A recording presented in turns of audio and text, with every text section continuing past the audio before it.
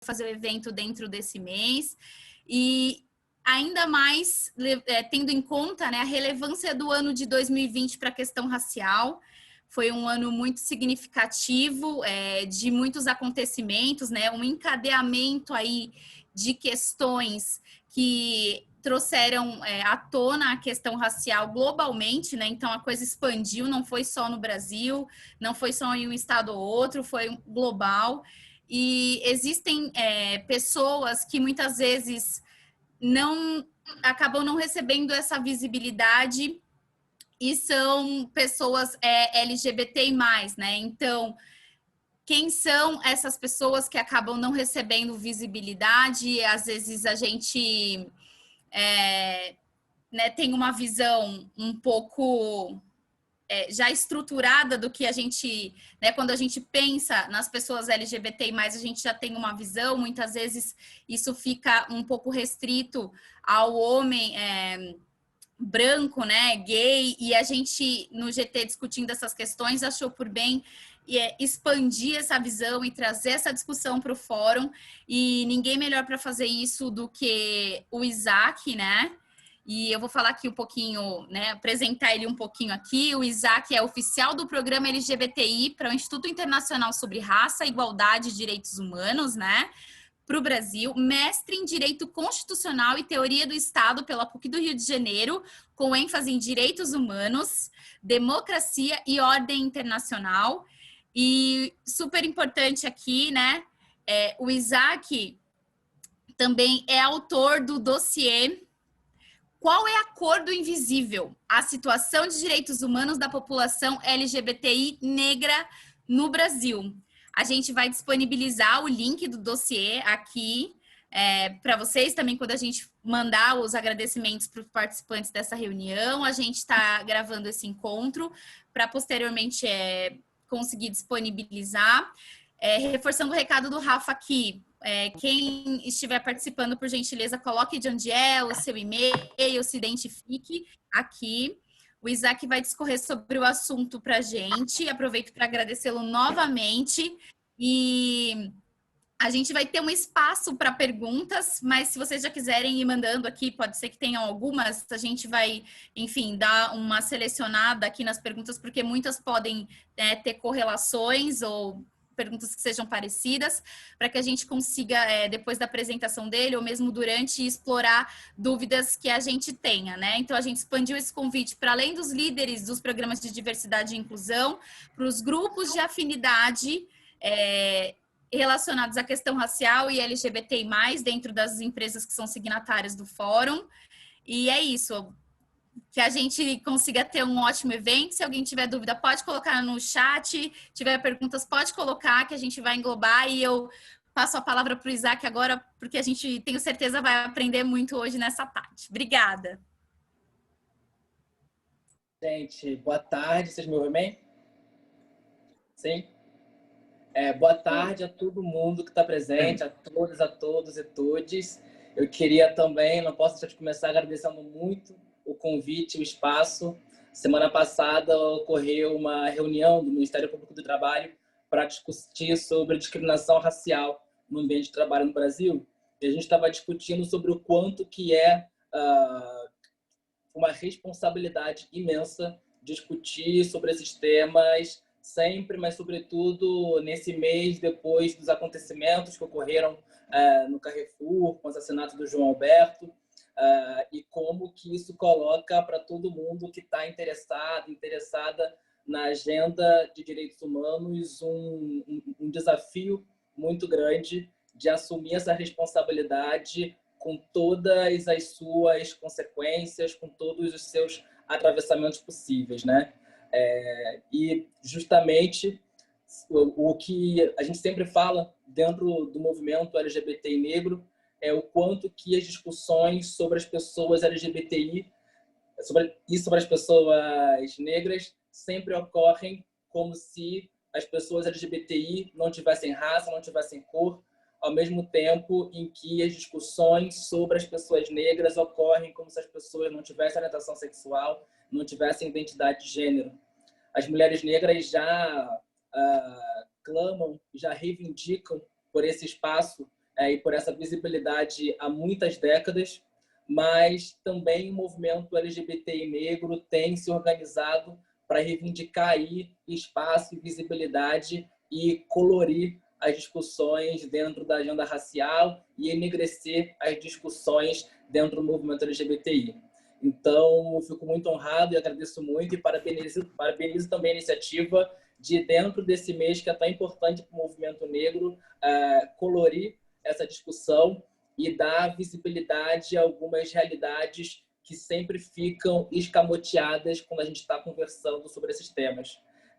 Eu estou vendo, a Monique sabe que eu tive vários problemas técnicos nos últimos dias em relação a computador, a tecnologias, mas eu não consigo ver todo mundo ao mesmo tempo, mas eu vejo que tem vários escritórios de advocacia que eu já conheço, né? Eu sou formado em Direito aqui no Rio de Janeiro, e eu queria compartilhar com vocês, até mesmo antes de começar a apresentação em si, um pouco sobre a minha trajetória, um pouco sobre como é que eu chego até aqui, porque eu acho que isso explica bastante também por que eu quero falar sobre determinados assuntos e por que hoje eu decido ocupar determinados espaços para falar determinadas coisas, estabelecer alguns compromissos. Eu, como eu falei, sou aqui do Rio, moro aqui, tenho 29 anos. Eu nasci e fui criado em Bangu, que é um bairro muito conhecido no Brasil inteiro, que fica na periferia do Rio, fica na Zona Oeste. E a minha vida inteira eu sempre circulei por espaços que as pessoas que moravam perto de mim não circulavam. Meus pais eram pobres demais quando eles eram crianças, mas aí, com muito esforço, muito trabalho, eles conseguiram garantir uma educação de qualidade para mim e para o meu irmão. Então, a gente também sempre, desde muito cedo, desde o colégio, estudava em lugares em que nós éramos os diferentes. Por mais que a gente conseguisse pagar a escola, a gente via de um outro lugar, diferente das pessoas que viajavam nas férias, porque os pais não precisavam fazer aquelas renúncias. No entanto, quando eu estava no terceiro ano do ensino médio, eu fiz vestibular em 2009, meu pai fica doente, perde emprego e a realidade muda bastante. Então, quando eu entro na faculdade, na UFRJ, em 2009.1, a nossa realidade financeira estava bastante diferente do que tinha sido até então. Isso significou que eu enfrentei algumas diferenças dentro da realidade da faculdade em relação às pessoas que compartilhavam aquele espaço comigo e que vinham, sobretudo, da Zona Sul do Rio de Janeiro, vinham da Barra da Tijuca e tinham um outro background, assim. E isso significou também, então, que assim que eu entro na faculdade, eu já começo a me organizar nas lutas coletivas. Eu entro em movimento estudantil, eu entro no centro acadêmico, eu era da diretoria de imprensa. No entanto, diferentemente dos meus colegas, dos meus companheiros de centro acadêmico, eu não tinha dinheiro para ficar o dia inteiro na faculdade. Então, o que acontecia era que eu sempre tinha que... Eles iam almoçar em algum lugar que era mais caro, e eu ia para uma igreja que tem ali perto da Central do Brasil, ou então eu não almoçava. E isso foi sendo a minha realidade durante algum tempo, assim. Logo em seguida, começa a fase de começar a estagiar.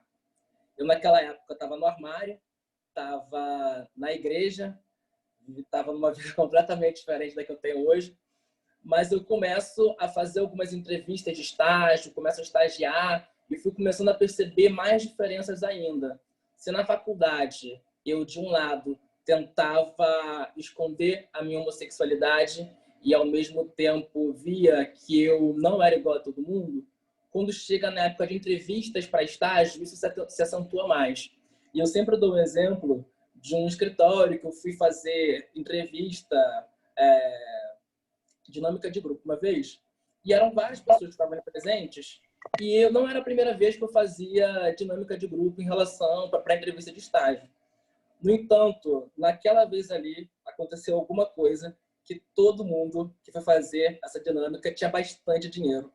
Todo mundo era um pouco já relacionado, todo mundo conhecia as ruas em que as pessoas moravam e ruas que eu nunca sequer tinha ouvido falar. Eu sempre me lembro de um momento em que um dos sócios estava presente e virou para uma menina que exalava dinheiro e falou para ela: você mora mal, né? E era numa rua que eu não conhecia, na Lagoa, aqui do Rio, que é um dos bairros mais ricos daqui. E eu, de fato, morando em Bangu, fiquei, gente, estou percebendo que este aqui não é o meu lugar. E essa questão do este aqui não é o meu lugar é uma experiência que é muito compartilhada por muitas pessoas que são LGBT e negras. Avançando um pouco, para também não ficar focando só na minha trajetória, dentro desses espaços de luta coletiva, eu começo no movimento estudantil, depois de um tempo eu vou conhecer o movimento negro, e ali também eu sentia que aquele lugar não era para mim. Ainda não tinha saído do armário, estava me escondendo ainda, mas existia toda uma dinâmica que me fazia sentir excluído.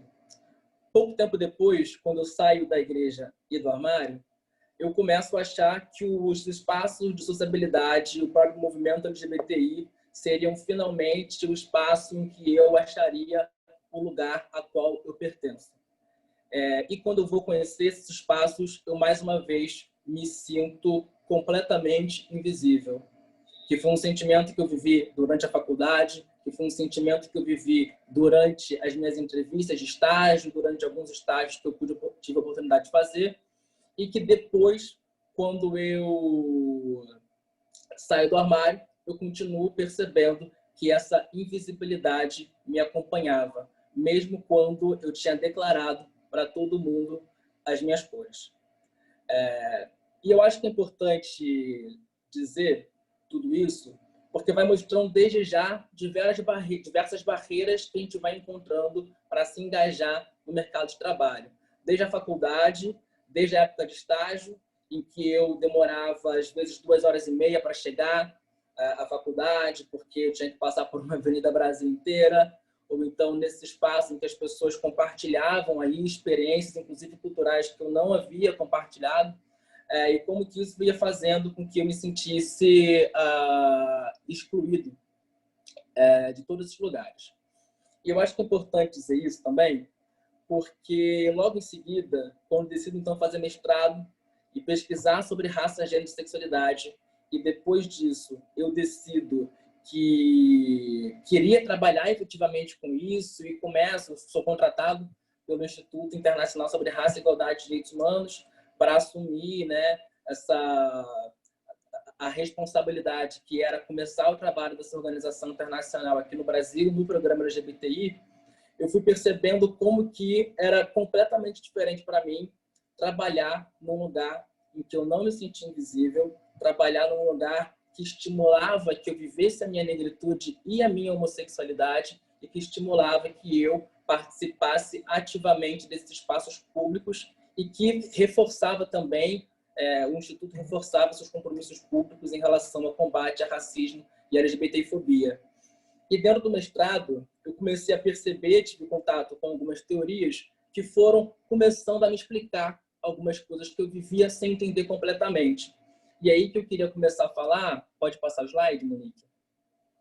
Que foi quando eu conheci melhor essa ferramenta de trabalho, essa ferramenta de análise que é a interseccionalidade, né? Eu imagino que as pessoas aqui tenham algum envolvimento já com esse tema, mas eu acho que provavelmente também tem pessoas que ou já só ouviram falar e tudo mais. Eu queria falar um pouquinho sobre a interseccionalidade antes de entrar efetivamente dentro da realidade das pessoas LGBT e negras no mercado de trabalho.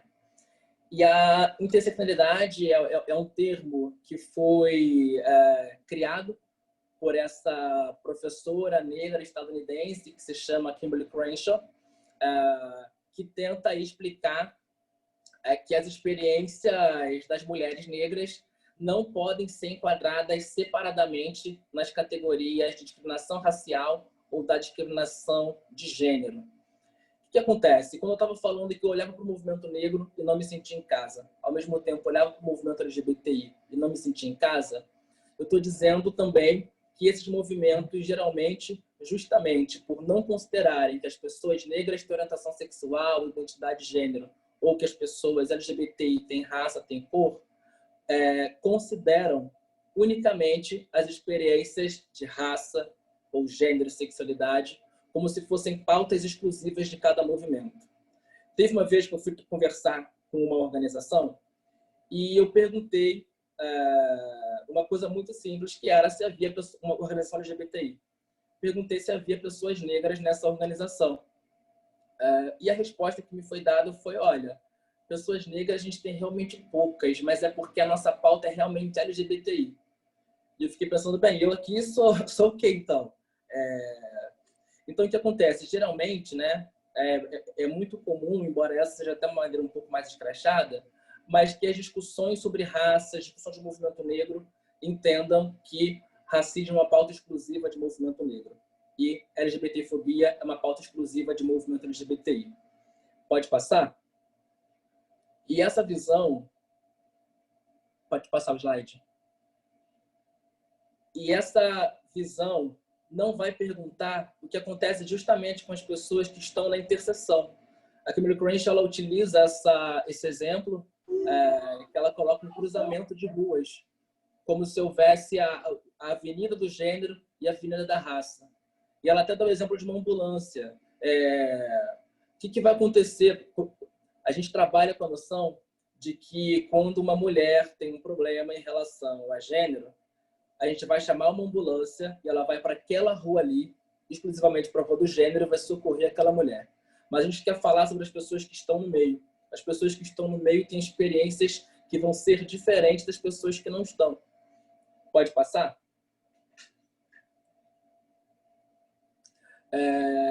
E aí ela vai começar, a Kimberly Crenshaw, ela vai se perguntar, ela vai falar um pouco de quais são os objetivos da interseccionalidade. E ela vai dizer que, de um lado, é compreender melhor como que discriminação racial e de gênero operam em conjunto e, ao mesmo tempo, eliminar as barreiras que limitam as vidas de mulheres negras. É importante falar de quando a Kimberly Crenshaw começa a formular mais sobre interseccionalidade, porque ela fala de uma experiência que ela viveu dentro da universidade, em que ela ia entrar numa agremiação, entrar fisicamente. Ela estava conversando com 2 amigos negros sobre uma agremiação que não permitia que pessoas negras entrassem ali pela porta da frente. E essas 3 pessoas, os 2 amigos negros, combinam, não, vamos combinar aqui que nós vamos conversar ali, vamos pressionar e vamos entrar nós 3 pela porta da frente, é tudo ou nada. O amigo negro foi conversar com a agremiação e volta com a seguinte resposta: nós vamos entrar pela porta de trás. E quando a Kimberly Crenshaw vai perguntar o porquê, ele vai dizer: o problema não é que nós somos negros. Os homens negros podem entrar. O problema é que você é mulher. E ela vai se perguntar: e o que acontece com a gente? Né? E essa é uma pergunta que é bastante importante, que a gente nunca perca ela da nossa cabeça. Então, justamente por isso que ela vai tentar compreender quais são as barreiras que eliminam as possibilidades de uma vida digna das pessoas que estão na interseção. Pode passar? E com isso, a Kimberly Crenshaw vai combater justamente essa noção tradicional, que ela chama de compreensão tradicional sobre discriminação racial e discriminação de gênero. E ela vai olhar para 2 convenções internacionais e vai fazer a seguinte análise: se a gente olha para a Convenção sobre a Eliminação de Todas as Formas de Discriminação contra a Mulher e olha para a Convenção Internacional sobre a Eliminação de Todas as Formas de Discriminação Racial, a gente vai começar a perceber que os sistemas de justiça, no geral, só conseguem contar com as experiências sem a interseção. O que ela quer dizer com isso? Para as mulheres negras serem protegidas pelo direito, elas precisam passar pela mesma experiência que passam as mulheres brancas. E eu sempre gosto de dar um exemplo, que é o exemplo de direito da saúde, né? Um exemplo da saúde, que várias pesquisas apontam como que mulheres negras no sistema público de saúde recebem menos anestesia do que as mulheres brancas e do quanto elas estão mais sujeitas à violência obstétrica e do quanto isso está ligada a toda uma noção que a mulher negra, diferente das noções tradicionais que existem sobre a mulher branca, que a mulher negra é forte, que a mulher negra é resistente. Então, se a gente trabalha, a gente sabe que vários movimentos aí trabalham muito com a noção de como a mulher é apontada como o exemplo da fragilidade, né? E aí as mulheres negras vão se perguntar, essa fragilidade, ela também recai sobre nós? Essa compreensão de que a mulher é frágil também recai sobre a gente? Não. A mulher negra é animalizada, a mulher negra ela é vista não como ser humano, a mulher negra é vista como alguém forte. E por conta disso ela vai passar por experiências diferentes das mulheres brancas e qualquer proteção jurídica, política que se pretenda fazer em relação às mulheres negras vai precisar considerar as realidades vividas por elas e não pegar um conjunto de experiências de poucas pessoas e determinar que elas são as experiências que são válidas para todo o conjunto de mulheres. Pode passar?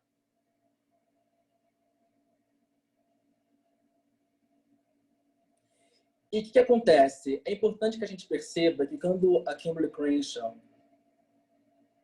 está falando sobre interseccionalidade, ela começa a falar partindo aí da experiência concreta da vida de mulheres negras, a gente não está falando que a interseccionalidade serve unicamente para explicar vida de mulheres negras exclusivamente, né? A Kimberly ela fala muito que a interseccionalidade é como se fosse um template. A interseccionalidade é uma ferramenta de análise, né? E eu gosto muito de falar da interseccionalidade enquanto lente.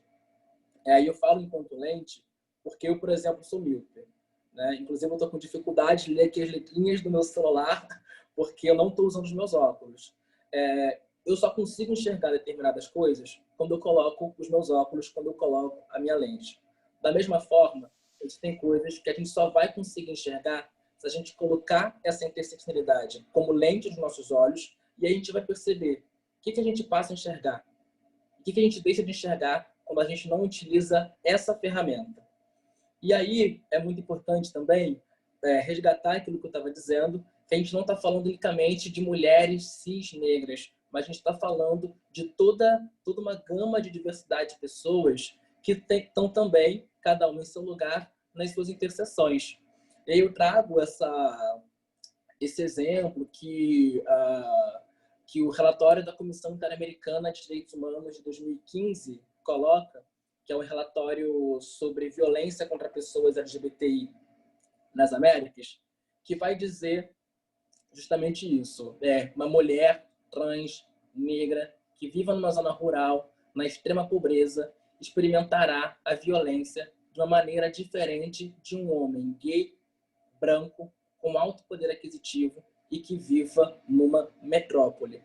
E, de fato, quando a gente analisa dados sobre violência contra pessoas LGBTI no Brasil, a gente percebe uma série de diferenças em relação a como ocorrem essas mortes. Então, quando a gente olha para a morte de homens gays, a gente percebe, e o próprio relatório do Grupo Gay da Bahia coloca isso há muitos anos, e alguns estudos que já ocorreram também sobre isso, o quanto que esses assassinatos ocorrem muito com latrocínio, ocorrem muito assaltos, ocorrem coisas que vão um pouco mais nesse sentido.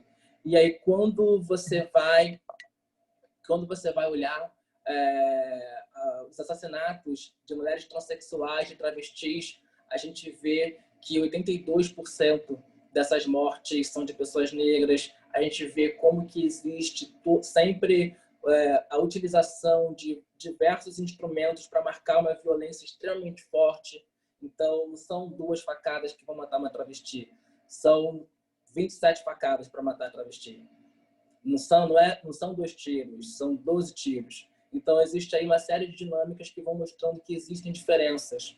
E até, como o Monique tinha falado, né, dentro do trabalho para o Instituto, eu pude escrever esse dossiê que se chama Qual é a Cor do Invisível, que fala sobre a situação de direitos humanos da população LGBT negra no Brasil através aí de diversos direitos diferentes.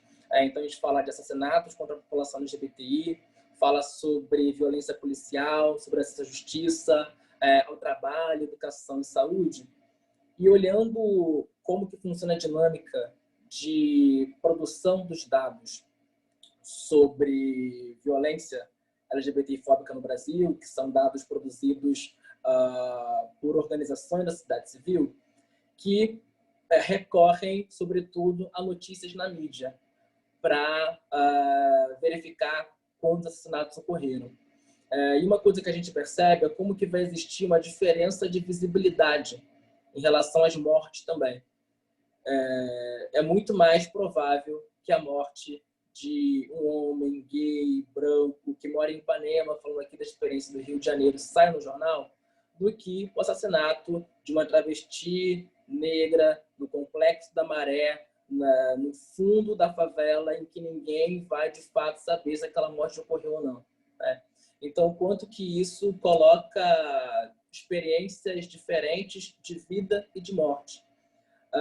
E é importante falar sobre isso também porque não só na dinâmica de assassinatos a gente vai observar diferenças, né? Eu vou falar um pouco melhor sobre isso mais à frente, mas é importante que a gente perceba como que existe todo um abismo, existe uma diferença muito grande entre as realidades vividas pelas pessoas LGBTI brancas e as pessoas LGBTI negras. E muitas vezes a gente vive quase como se as lutas da comunidade LGBTI fossem reduzidas a casamento, fossem resumidas à adoção.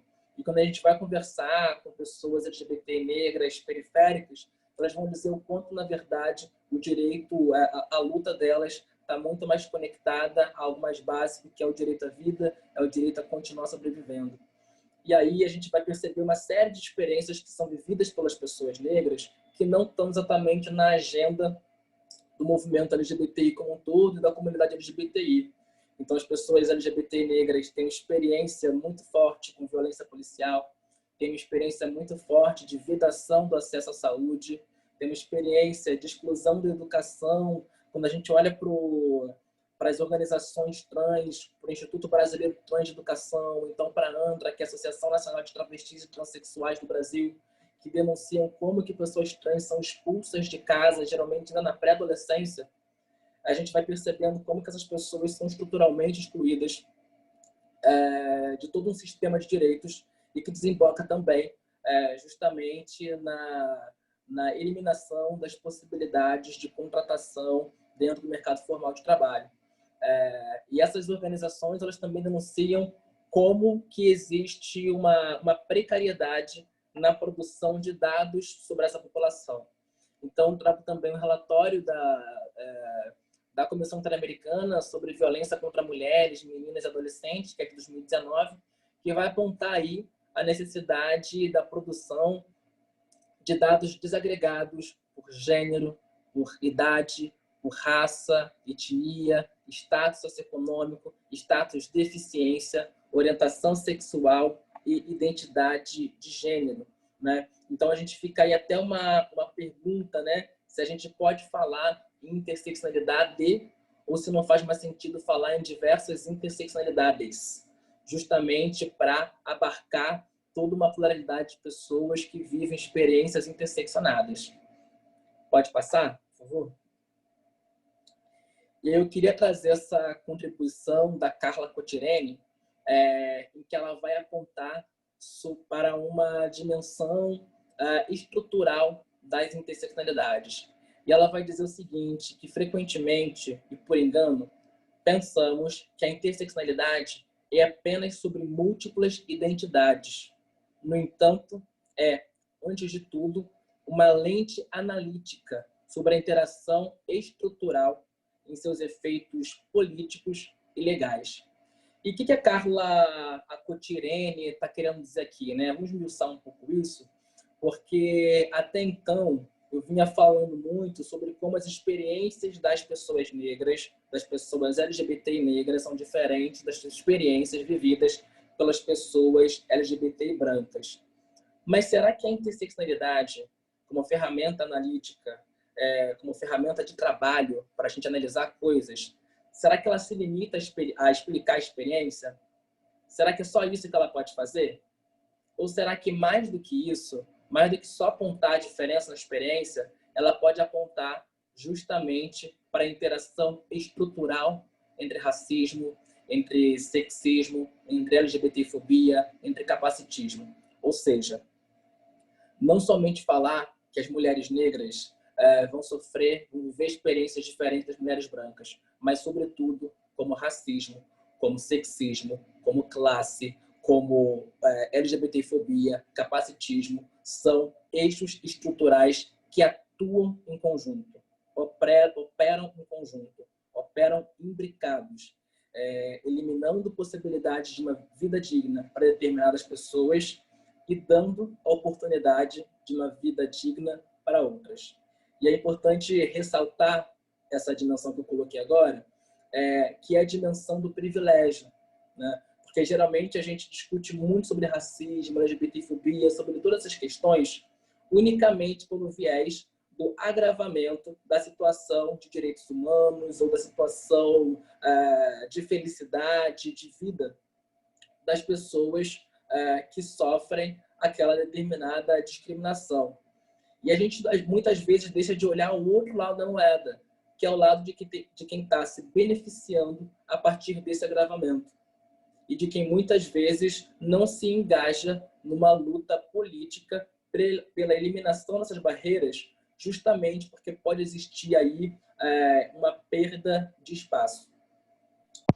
De todo modo, é importante, então, que a gente ressalte essa dimensão estrutural da interseccionalidade, porque vai apontar aí caminhos mais potentes para que a gente discuta direitos humanos e para que a gente consiga efetivamente abarcar toda a pluralidade que a nossa comunidade social e política tem e vive. Pode passar? E aí eu trago isso aqui eu vou ter mais dificuldade para ler, deixa eu chegar mais perto. Eu trago essa frase, primeiro essa pergunta, né, sobre racismo estrutural e viés inconscientes. E eu pergunto, né, o racismo está somente dentro do nosso cérebro? E antes de falar mais sobre essa pergunta, eu quero ler essa frase que é de um autor estadunidense que se chama Ta-Nehisi Coates. Ta-Nehisi Coates tem um livro muito bonito que se chama Entre o Mundo e Eu, que é uma carta que ele faz ao filho dele de 15 anos, falando sobre a experiência de ser negro nos Estados Unidos e sobre a experiência de ser negro no mundo. E ele fala algumas coisas que eu acho que são muito interessantes. Ele vai dizer, a raça é filha do racismo e não a sua mãe. E o processo de definir quem faz parte desse povo sempre foi menos uma questão de genealogia e de aspecto fisionômico do que de hierarquia. Diferenças de cor de pele e de cabelo são antigas, mas a crença na proeminência da cor e do cabelo, a noção de que esses fatores possam organizar a sociedade corretamente e de que significam atributos mais profundos, os quais são indeléveis, é a nova ideia que prevalece no âmago dessas novas pessoas que, de uma forma desesperançosa, trágica e ilusória, foram levadas a acreditar que são brancas. Esse parágrafo, que na verdade ele tem tantas informações diferentes que assim, eu poderia ter parado no a raça é filha do racismo e não a sua mãe, né? Porque geralmente a gente vai discutir, a gente parte de uma noção como se o racismo fosse uma consequência da diferença racial, da diferença da cor de pele. E o que o Ta-Nehisi Coates vai denunciar aqui é que a questão do racismo não é uma decorrência natural de uma diferença biológica. Ele vai dizer que o racismo cria raça, a hierarquia cria raça. Então, se vai criar uma noção de diferença hierarquizadora, né? E um exemplo que eu sempre dou quando eu falo sobre isso é que a gente tem no nosso corpo diversas características que são diferentes das outras pessoas. Então, por exemplo, a cor dos olhos. Nossos olhos têm cores diferentes. Mesmo entre as pessoas brancas, existem aí diferenças de cores possíveis para os olhos. No entanto, embora exista toda uma questão do quanto o olho azul e o verde estão aí ligados a uma branquitude, o quanto eles são colocados como um padrão de beleza, não se chega a categorizar as pessoas pela cor dos olhos delas. Então, não existe a categoria das pessoas de olho verde, não existe a categoria das pessoas de olho azul, a categoria das pessoas de olho castanho. Então, por que existem determinados atributos que foram eleitos como marcadores que criam as hierarquias, que criam pessoas, cria a pessoa negra, cria a pessoa branca? E aí ele vai dizer o quanto que isso está ligado a toda uma noção de hierarquia, né? E eu acho que é importante que a gente pense também, né? Essa frase aqui que eu trago do Felipe Nogueira de Carvalho, que ele vai dizer: pouco importa se conseguimos alterar nossas associações automáticas entre pessoas negras e qualidades negativas, se as relações raciais continuam ocorrendo dentro de um sistema estruturalmente racista.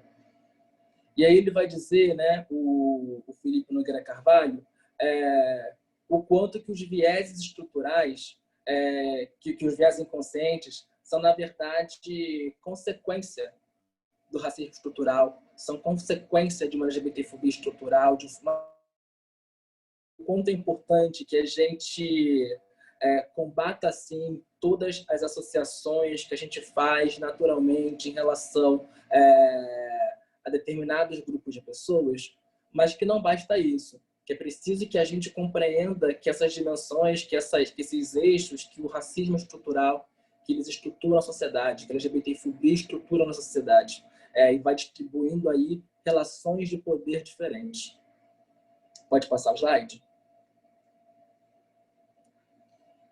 E aí não tem como a gente começar a falar sobre uma dimensão estrutural do racismo, sobre uma concepção estrutural de racismo, sem trazer o Silvio Almeida. E eu imagino que diversas pessoas já tenham tido contato com as propostas que o Silvio Almeida tem trabalhado bastante em relação ao racismo estrutural, mas acho que é importante reforçar que ele vai dizer que existem essas três concepções diferentes a respeito do fenômeno do racismo. Vai dizer que existe uma concepção individualista, e essa concepção individualista vai entender que o racismo é uma prática que ocorre de indivíduo para indivíduo, ou de grupo para grupo, mas que ele aí é um desvio de uma normalidade, como se o racismo fosse um erro e um problema que está na cabeça de alguém ou de um grupo de pessoas. E essa concepção individualista não vai conseguir compreender que as instituições também podem ter práticas racistas, porque o racismo é uma coisa, um fenômeno de pessoas e não de instituições. E aí ele vai dizer também que existe uma concepção institucional de racismo. E a concepção institucional do racismo vai dar um salto em relação a essa concepção de que vai entender o racismo como um fenômeno somente de pessoas, e do racismo como esse desvio que está na cabeça de alguém, e vai entender que as instituições também podem ser racistas. E aí, instituições, a gente coloca aqui todas as instituições possíveis existentes. Então, uma determinada organização, caso ela tenha uma maioria esmagadora de pessoas brancas, ela vai produzir e reproduzir práticas racistas. Um dos problemas dessa concepção institucional é que ela pode dar uma certa esperança de que basta, então, a gente colocar mais pessoas negras em determinados espaços, que o problema do racismo na sociedade vai ser superado. E aí ele vai dizer, então, que vai existir uma concepção estrutural do racismo. E a concepção estrutural do racismo vai partir do entendimento de que, dentro da maneira com a qual a nossa sociedade, o nosso Estado se estruturou, o racismo não é um erro dentro dessa lógica, porque ele é a norma. A norma é racista. O racismo é a normalidade. Então, o racismo ele vai estruturar aí as relações pessoais, as relações institucionais, as relações políticas, sociais, jurídicas e culturais. E quando a gente vai discutir, então, né, quando a gente traz interseccionalidade para essa roda, para essa discussão sobre racismo estrutural, a gente pode discutir também LGBTfobia em sua dimensão estrutural, né, entendendo que também na nossa sociedade a LGBTfobia não é o anormal, não basta, não existe uma punição que a gente possa dar a alguém e que através disso o problema da LGBTfobia está completamente resolvido. E aí, com isso, não estou querendo dizer, quando eu falei até ainda agora sobre mais pessoas negras que não vai ser capaz de eliminar o racismo, eu não estou dizendo de maneira alguma que não é extremamente importante que o racismo, que as pessoas negras sejam cada vez mais incluídas, justamente o contrário, né? Mas que isso não vai bastar para eliminar o racismo. A gente vai precisar compreender que o racismo é estrutural. Existem diversas coisas que a gente pode fazer e deve se engajar para lutar contra o racismo na nossa sociedade. Isso vai conseguir, sim, melhorar a vida de diversas pessoas negras, de uma pluralidade de pessoas que não têm suas vidas melhoradas de outra maneira. Agora, é importante que a gente compreenda, retome aqui, o quanto que existe uma interação estrutural entre racismo, LGBTfobia e do quanto isso vai prejudicando determinados grupos mais do que outros. Pode passar o slide?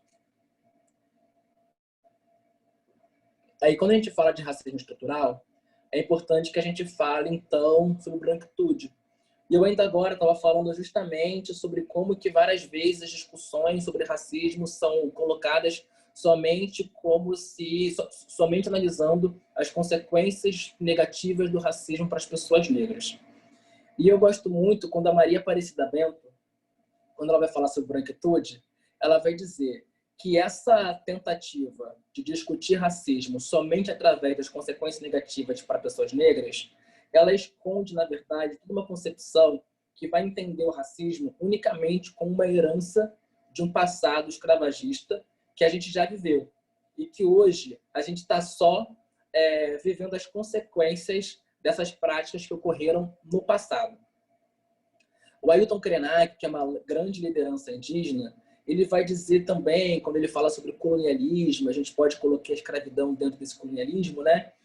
O quanto que a gente discutir sobre colonialismo como uma prática que ficou lá no passado e que hoje a gente só está limpando uma bagunça, o quanto isso só pode ser uma brincadeira. E o que a Maria Aparecida Bento vai dizer? Ela vai dizer que essa tentativa, ela representa, na verdade, um posicionamento de não se reconhecer enquanto parte essencial nas permanências das desigualdades raciais no Brasil. E é um posicionamento de compromisso político com determinadas vidas e de descompromisso político com outras. E ela vai dizer que a branquitude é, na verdade, um pacto. É um pacto narcísico. É um pacto de você olhar para o seu semelhante e tentar se reconhecer nesse semelhante e proteger você, o semelhante e todos os que se assemelham com vocês. E é importante, eu quero ressaltar também, né, que quando a Maria Aparecida Bento coloca a branquitude como posicionamento político, a gente está também, mais uma vez, não resumindo raça, gênero, sexualidade como meras identidades. Eu sempre me incomodo muito quando a gente olha para essas discussões e resume os identitarismos, as pautas identitárias. Eu fico pensando, olha, a gente não está falando unicamente sobre identidade aqui. A gente está falando sobre estrutura. A gente está falando sobre como as organizações, como o Estado, como as instituições se organizam e, a partir disso, eliminam possibilidades de vida de determinadas pessoas e não de outras. E essa noção de pacto narcísico, então, vai trazer uma dimensão estrutural de racismo e vai colocar aí essa linha de pensamento que vai entender a branquitude como posicionamento e como autoproteção. Pode passar o slide? E aí, da mesma forma que a gente pode discutir sobre branquitude para além de uma identidade, né? A gente pode discutir também masculinidade para além de identidade, pode discutir masculinidade pensando no que dentro da nossa sociedade um homem deve ser. Pode passar?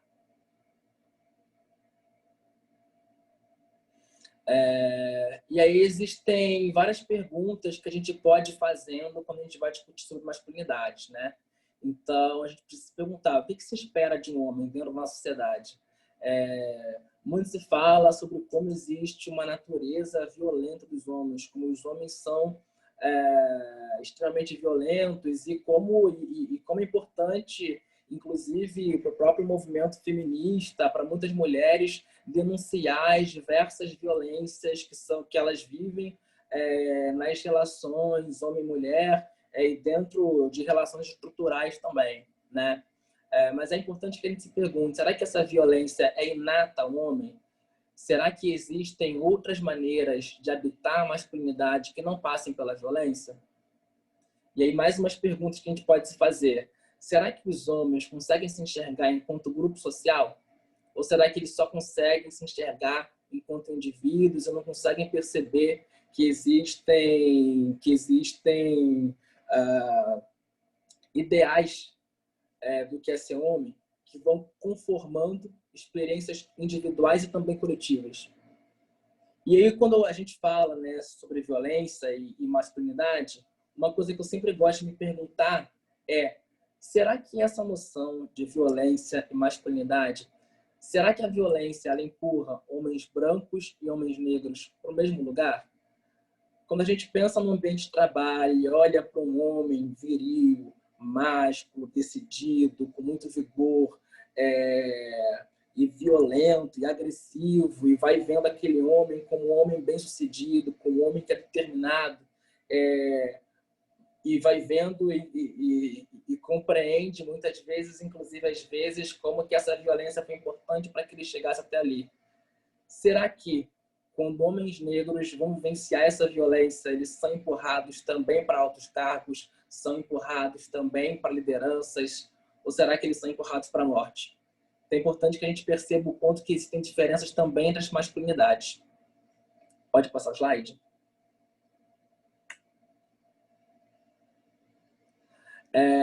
E eu vou voltar à questão da masculinidade logo, daqui a pouco, mas ainda, né, conversando aí sobre interações estruturais entre racismo, LGBTfobia e entre branquitude não somente como identidade, mas como posicionamento político, masculinidade também como posicionamento político. A gente também pode discutir sobre heterossexualidade, sobre cisgeneridade e sobre cis-heteronormatividade, né? Cisgeneridade é um termo que eu imagino que várias pessoas aqui estejam familiarizadas, né? Que é justamente as pessoas que não são trans. E a professora Jaqueline de Jesus, que é uma professora trans, negra, que dá aula aqui no Rio de Janeiro, professora universitária, ela diz muito sobre como que a criação do termo cisgeneridade foi fundamental para que pessoas cis entendessem que elas também têm identidade de gênero. Que identidade de gênero não é somente uma questão, uma realidade vivida por pessoas trans. Homens cis têm identidade de gênero, mulheres cis têm identidade de gênero. E ela vai dizer o quanto que a criação desse termo também é importante para que se perceba que existem privilégios que vêm a partir disso. E aí, quando a gente fala sobre heteronormatividade, cis-heteronormatividade, a gente está falando de uma coisa que o movimento LGBTI, como um todo, denuncia há muito tempo, que é toda a existência de um conjunto de regras sociais, políticas, jurídicas, culturais, que determinam um ideal de gênero a ser alcançado e que esse ideal de gênero é cisgênero e heterossexual. E é importante que a gente fale um pouco sobre essa cis-heteronormatividade, porque é o que vai conformando muitas experiências, né, de toda a sociedade, porque se coloca aí um ideal a ser alcançado e o que acontece com as pessoas que desviam desse ideal, né? O que acontece com as pessoas que quebram a expectativa. em relação ao que é ser homem, em relação ao que é mulher. E aí, quando a gente fala de quebrar a expectativa, é importante que a gente coloque aqui que o quanto se gera também toda uma aflição dentro daquela pessoa que está quebrando aquela expectativa, e uma aflição que acompanha a pessoa em toda a sua vida, toda a sua vida. E eu tenho certeza que se tem, certamente, há outras pessoas LGBTs que também estão aqui acompanhando a gente, estão junto nessa reunião. Eu, por exemplo, me lembro muito de estar na escola, estar com medo de que as pessoas percebessem que eu era gay, e eu sempre soube, e eu deixar de dar alguma resposta numa aula por causa disso. Ou então, quando ia chegar o momento de fazer uma apresentação em grupo, ou uma apresentação individual que fosse, e eu estar desde muito cedo com medo, pensando, nossa, vai ser um momento de grande exposição. Eu não tenho o costume de falar assim para público. Será que ali, naquele momento, vão perceber que eu sou gay? E aí o ponto que a gente vai criando estratégias a vida inteira, dentro da escola, dentro da família, dentro dos estágios, da faculdade, dentro do trabalho. Quando você não está no armário, quer dizer, quando você está no armário, essa aflição se torna muito grande, e do quanto isso vai delimitando aí posicionamentos públicos, engajamentos públicos, e a gente vai tentando se esconder para tentar se adequar a essa norma cis heterossexual. Pode passar o slide? No entanto, embora o movimento LGBTI discuta muito sobre essa expectativa em relação ao gênero e essa heterossexualidade, cis-heterossexualidade compulsória, ou seja, a necessidade de um adequamento, de uma adequação obrigatória, a que você corresponda ao gênero que foi designado a você no seu nascimento, ao mesmo tempo em que você vivencia esse gênero de maneira heterossexual. Embora o movimento LGBT discuta muito isso, tem uma outra pergunta que eu acho que a gente também precisa fazer. Será que esse ideal de gênero, será que esse ideal, essa meta do que é ser homem, essa meta do que é ser mulher, para além de cis, heterossexual, será que ela também não tem uma cor? Será que quando a gente fala sobre o que é ser homem na sociedade, quem é o homem ideal, quem é a mulher ideal, a gente não está falando de pessoas brancas? E a gente pode fazer essas pesquisas rápidas em Google, colocar homem bonito, mulher bonita e ver quais são os grupos que aparecem, né? Então, será que não existe aí, para além de uma cis-heterossexualidade compulsória, quando a gente fala sobre a experiência de ser homem, de ser mulher, quando a gente fala sobre gênero, será que o ideal de gênero também não é branco? E aí, essa pergunta a gente precisa refletir um pouco, justamente porque vai se conectar com aquilo que a Monique estava falando lá na apresentação, que eu reforço logo em seguida. Como que, geralmente, as discussões sobre pessoas LGBTIs negras não ocorrem? Como que as discussões sobre pessoas LGBTI ocorrem como se elas não tivessem cor? E aí isso tem muito a ver com o que a gente está falando hoje, porque quando a gente vai discutir sobre diversidade e inclusão no mercado de trabalho e se vai falar sobre a inclusão de pessoas LGBTIs, né, muitas vezes a gente precisa se perguntar, será que quando a gente fala de diversidade LGBTI no mundo do trabalho, a gente não está trabalhando com um ideal de quem é a pessoa LGBTI? E esse ideal da pessoa LGBTI, será que não são as pessoas brancas? O que explica que diversas vezes, né, e enfim, casos que todo mundo aqui certamente conhece, a gente vai falar isso sobre equipes de diversidade, sobre equipes LGBTIs, sobre avanços de direitos de pessoas LGBTIs. E a gente vai olhar para a foto e estão só pessoas brancas. E por foto aqui eu não quero falar só foto não, tá, gente? A foto é como essa aí, assim. A gente vai olhar para o cenário. Quando a gente vai discutir, eu estava ali falando no início sobre experiências vividas por pessoas LGBT negras que não são vividas por pessoas LGBT brancas. E eu falei de violência policial, eu falei sobre acesso à saúde, falei sobre educação. Quando a gente olha e vai discutir sobre avanços de direitos das pessoas LGBTIs no Brasil e no mundo, em várias partes do mundo, será que esse avanço de direitos ele tem uma distribuição igualitária por todas as pessoas LGBTIs? Então, por exemplo, né, tem uma ativista, inclusive daqui a pouco eu vou mostrar um slide dela, que é a Gilmara Cunha. Gilmara Cunha é uma ativista extremamente importante, que ela lidera o grupo Conexão G. O grupo Conexão G é uma organização que trabalha com pessoas LGBTs da favela da Maré. E a Gilmara Cunha, quando ela fala, por exemplo, sobre criminalização de LGBTfobia, ela vai se perguntar, olha, gente, vocês acham que eu aqui na favela posso denunciar alguma coisa? Aqui onde todo mundo sabe onde eu moro, onde cada um sabe o que cada um fez, onde, inclusive, a gente tem aqui, né, um tráfico mandando um espaço que não quer que a polícia venha aqui fazer suas investigações. Você acha que eu tenho a mesma capacidade de registrar uma ocorrência do que uma pessoa que vai morar na Zona Sul do Rio de Janeiro? Então, já que eu não tenho essa mesma oportunidade, será que o avanço, será que aí, enfim, não quero entrar na discussão que a criminologia vai ter sobre se é bom ou não criminalizar, mas será que isso que é tido como uma vitória do movimento LGBTI, majoritariamente, será que para mim foi uma vitória também? Então, a gente precisa trabalhar com essa noção de quando a gente fala que o ideal de gênero também tem cor, a gente está falando que a gente precisa considerar com todas as suas consequências as pessoas negras dentro das discussões sobre diversidade de sexual de gênero. Pode passar?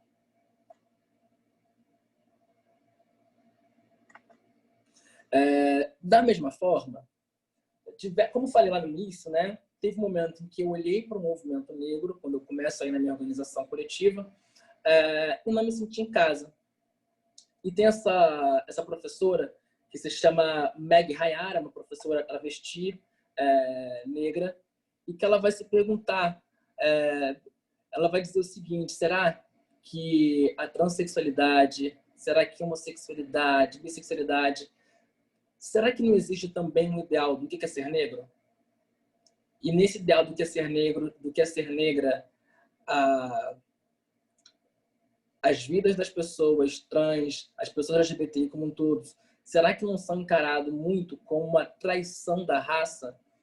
Será que a expectativa de que a pessoa negra seja essa pessoa forte, seja a pessoa viril, será que não carrega toda uma impossibilidade e uma aversão a que essas pessoas sejam LGBTIs e não correspondam a essa heteronormatividade?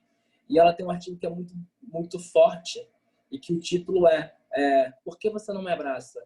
Em que ela olha para o movimento negro e para o movimento LGBT e vai fazer essa pergunta: por que você não abraça as minhas pautas? Por que somente as suas lutas importam?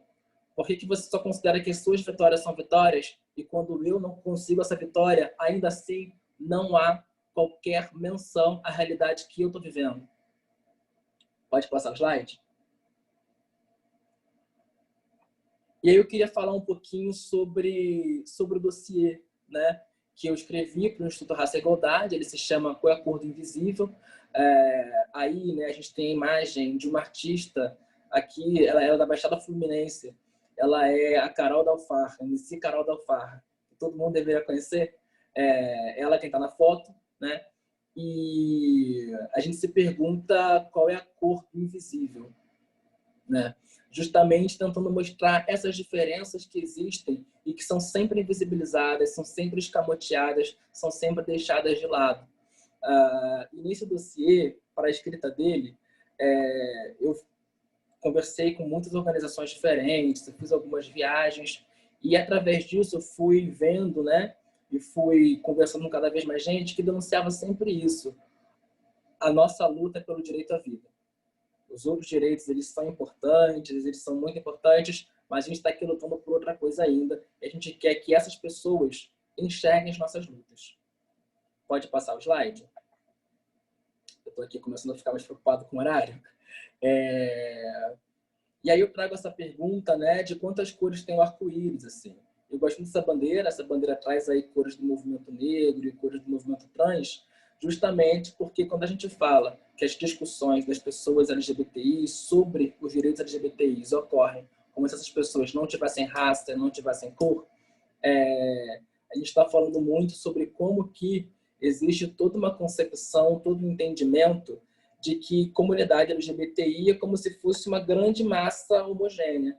É como se fosse um grupo em que todo mundo é igual, em que todo mundo vive a mesma coisa, não existem diferenças. É importante que a gente ressalte que existem essas diferenças. Pode passar o slide? E eu coloco isso aqui, né, que dentro de tudo isso que a gente está discutindo, é importante que a gente perceba que a gente não está aqui somente descrevendo determinadas situações, elaborando conceitos, determinando algumas coisas e tudo mais. Não basta descrever o gênero, não basta isso. É importante que a gente esteja comprometido a mudar práticas e a combater práticas que, como a gente vem falando, reduzem as possibilidades de igualdade, de reconhecimento de direitos para determinadas pessoas e garantem para outras. Pode passar?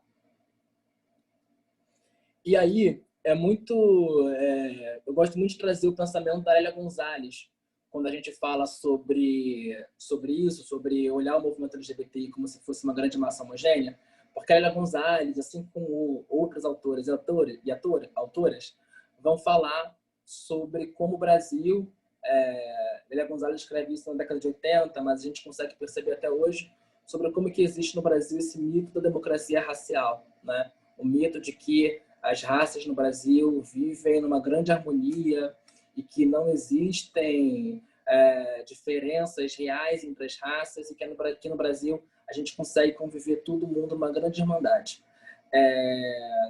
E aí, a Lélia Gonzalez vai dizer que o mito da democracia racial ele é sustentado pela ideologia do branqueamento. E quando a gente vai falar sobre como as raças vivem harmoniosamente, a gente está excluindo a diferença, a gente está escondendo a diferença. E isso só é possível através dessa ideologia do branqueamento, que é uma ideologia que vai dizer, que vai colocar e enaltecer os valores das pessoas brancas como os únicos valores possíveis. Os valores, as bandeiras políticas, as causas sociais, as suas preocupações e seus anseios. Como se as experiências, os valores e bandeiras desse grupo de pessoas fossem as experiências válidas para todo o conjunto da humanidade, para toda uma sociedade. E ela vai dizer também que no Brasil a gente vive não um racismo aberto, que é um racismo escancarado, ela vai dizer da experiência do apartheid, vai dizer da experiência dos Estados Unidos, mas ela vai dizer do como a gente vive, na verdade, muito mais um racismo por denegação, um racismo disfarçado e um racismo que tenta, numa neurose, esconder a sua realidade, esconder que ele existe. Pode passar? E aí a gente tem exemplo muito recente em relação à mito da democracia racial, justamente porque nosso vice-presidente, infelizmente, e também presidente de Fundação Palmares e também presidente do Brasil, recentemente, depois do acontecimento do assassinato de João Alberto, vieram falar justamente que não existe racismo no Brasil, e inclusive o Mourão trouxe justamente o exemplo dos Estados Unidos para dizer que racismo, na verdade, existe lá e não aqui. Pode passar? E aí, quando a gente olha para o movimento LGBTI, e a gente fala do que eu estava falando antes, né, de como às vezes as pautas são resumidas a casamento e adoção, a gente precisa se perguntar o seguinte, né? Bem, se uma coisa que é muito vivida pelas pessoas LGBT negras, pessoas trans negras que trabalham aí, a gente sabe que 90% da população trans no Brasil atua na prostituição, né? E diversas violências ocorrem com elas nos pontos de prostituição, inclusive em relação à policial. Como então que violência policial é tida como uma bandeira que é exclusiva do movimento negro e não uma bandeira do movimento LGBTI? E aí a gente precisa se perguntar se isso não demonstra que o mito da democracia racial está também dentro do movimento LGBTI. Se a ideologia do branqueamento, que é essa adoção, reivindicação dos valores brancos como os únicos valores, será que não é isso que justifica que direito à saúde, direito à educação, direito ao trabalho não sejam vistos necessariamente como as pautas prioritárias? Será que não é justamente essa eleição dos valores brancos como os valores universais? Pode passar? E com isso a gente percebe como que a branquitude orienta também a comunidade LGBTI, como que esse compromisso político entre determinadas pessoas e descompromisso político com outras, que é o que eu estava falando lá quando eu falei sobre branquitude e pacto narcísico, né? Sobre como também não existe aí toda uma dinâmica de proteção, todo um pacto de proteção dentro da comunidade LGBTI, dentro do movimento LGBTI, que vai consagrando privilégios e desvantagens de acordo com a distribuição racial. Pode passar? E justamente, né, essa é a Gilmara Cunha, em que ela vai falar, eu trago essa frase, em que ela reforça o quanto que pessoas negras da favela não vivem os mesmos avanços que as pessoas LGBI, sobretudo brancas. Ela vai dizer, na favela a gente não pode dar um beijo nem andar de mãos dadas, a gente não usufrui os mesmos avanços, a gente não luta para lutar filho, a gente vive para lutar pela vida. A realidade aqui é outra. Pode passar o slide? E quando a gente fala sobre isso, né, a gente vai olhar os dados que são produzidos por organizações, por instituições sobre experiência de pessoas LGBTI no mercado de trabalho, né, a gente vai vendo aqui algumas coisas, alguns dados que são importantes. Eu vou passar por eles rápido, até porque eu acho que grande parte você já teve contato com alguns desses dados, né? Eu trago essa pesquisa do da Santo Caos, que vai dizer, fizeram uma pesquisa e notaram que 40% dos entrevistados já haviam sofrido discriminação por orientação sexual no trabalho, 13% já tinham tido dificuldade para encontrar emprego por conta da orientação sexual e 47% declaram, ou seja, menos da metade, consegue declarar orientação sexual no trabalho. Pode passar? Eu quero comentar sobre esses dados todos juntos. Eu trago também os dados da organização Vote LGBT, que eles fizeram uma pesquisa durante a pandemia, inclusive, em que eles constataram que a taxa de desemprego entre as pessoas LGBTI é de 21,6%, sendo que o da população brasileira em geral é de 12%. E aí tem outras informações, né?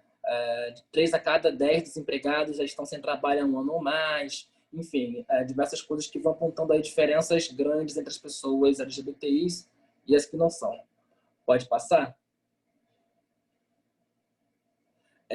E os dados da ANTRA, como eu tinha acabado de falar, a ANTRA, que é a Associação Nacional de Travestis e Transsexuais, vai dizer que 90% da população de mulheres transexuais e travestis estão na prostituição, que 4% estão no emprego formal, no mercado formal. Então, quanto que isso, né, não está completamente conectado a toda uma exclusão estrutural, como eu estava falando, que elas são expulsas de casa já muito cedo, desde a pré-adolescência, e ocorre que é importante que a gente veja o quanto que isso é determinante para o direito à vida, né? Quando a gente olha para os dados da ANTRA sobre assassinatos, a gente vê que mais de 60% dos assassinatos ocorrem com prostitutas e a grande maioria também ocorre enquanto elas estão no seu trabalho.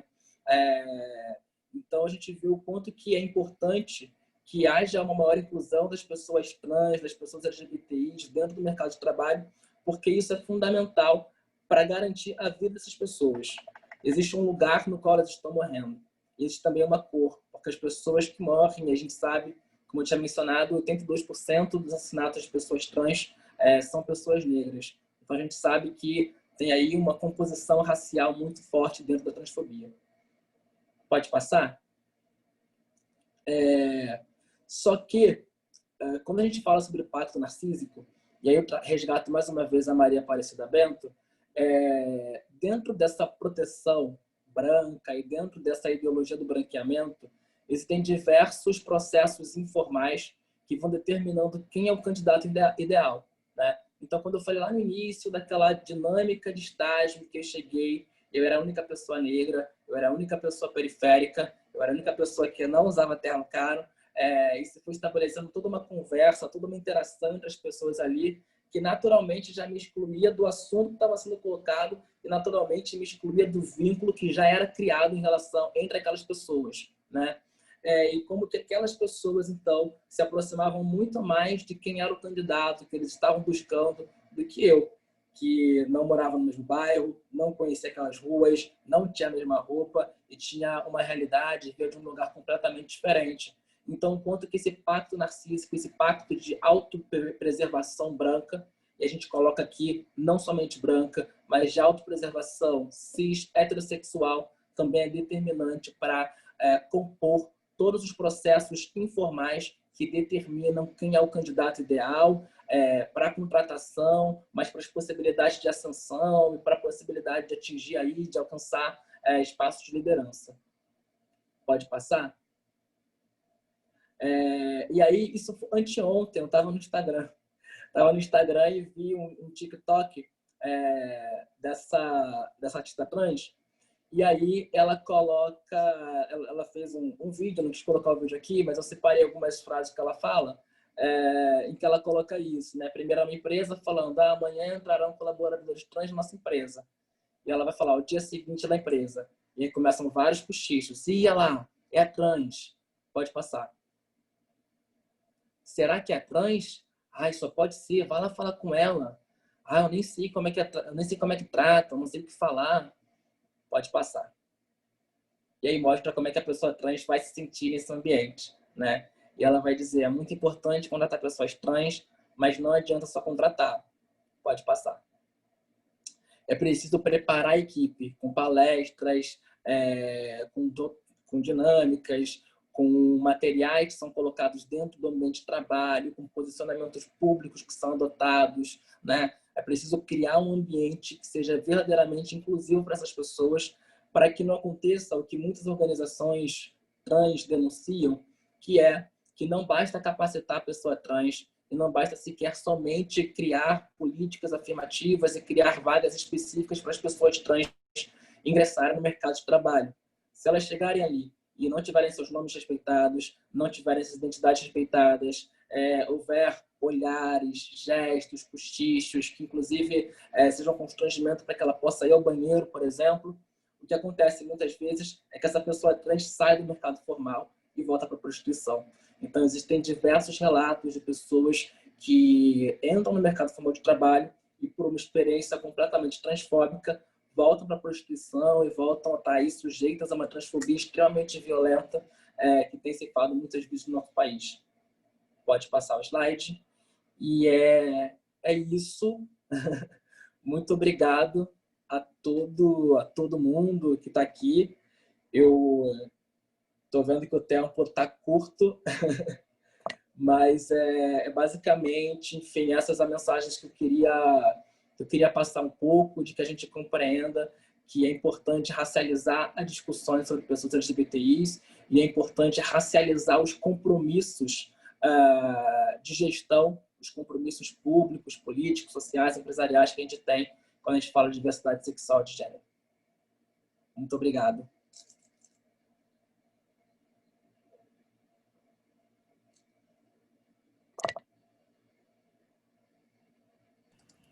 Obrigado, Isaac. É isso que quer dizer, Isaac, eu acho que a gente que te agradece, porque acho que muitas informações a gente até recebeu pela primeira vez, assim, né? Acho que fica todo mundo um pouco impactado também com aquilo que escuta. Eu só queria aproveitar para emendar uma pergunta rapidinho, assim, para quem ouviu essa informação a primeira vez, para quem não está familiarizado com isso, olha, na minha empresa a gente nunca contratou um profissional trans, a gente como é que a gente dá esse primeiro passo, né? Então, vamos tentar aí, por onde a gente começa? Eu achei uma frase muito impactante que você disse, que empregabilidade é garantia de vida. Então, assim, como é que a gente começa? Você falou muito de educação também, então, apoiando instituições que tratam, né, que agem nessa frente de educação para pessoas LGBTI+, principalmente pessoas trans, procurando instituições que já têm esse rol de empregabilidade, já têm esses contatos com essas pessoas, já agem, né, para empregar essas pessoas no mercado de trabalho. Como é que a gente encontra aí um meio termo entre quem não, por exemplo, nunca fez a contratação de uma pessoa trans ou a empresa que já tem, como é que mantém esse ambiente inclusivo aí? Monique, obrigado. Olha, eu acho muito. Tem uma ativista trans que eu admiro muito, que é a Bruna Benevides, que ela é justamente da ANTRA, né, que eu citei diversas vezes aqui. A gente no Instituto a gente trabalha muito em parceria com a ANTRA e tudo mais.